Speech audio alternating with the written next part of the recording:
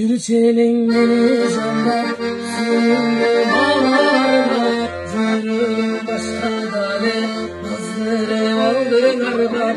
Taşlıktın caydayısı, ömrün sağlarla. Dağlarda çoluk sağlık, gittin belgisiz cayla, Dağmal baygallı mayla, özümsüz kundadını, kalganda geldin gayra.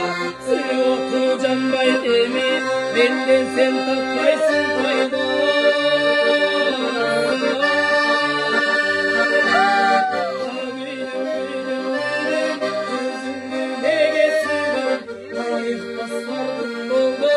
Günlerim azap oldu, çırmalıp kaldım degen, çümsün candan doldum.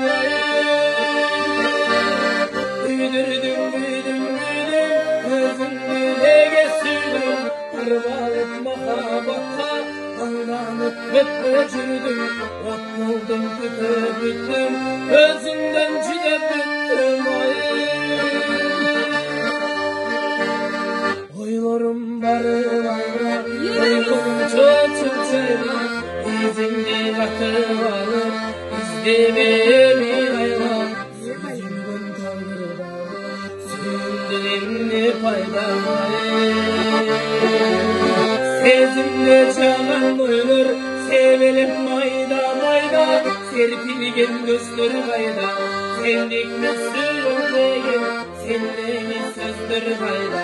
Çomuktan çevirip, çok bulgun terledim gayra.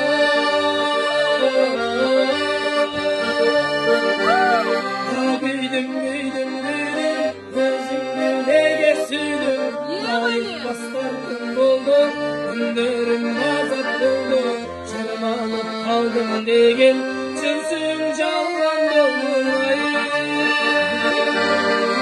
Büyüdüm, özümdü nege sürdüm, harbalıp mahabatta, anlanıp öpücürdüm, oldum tütüp bittim, özümden cüdep bittim.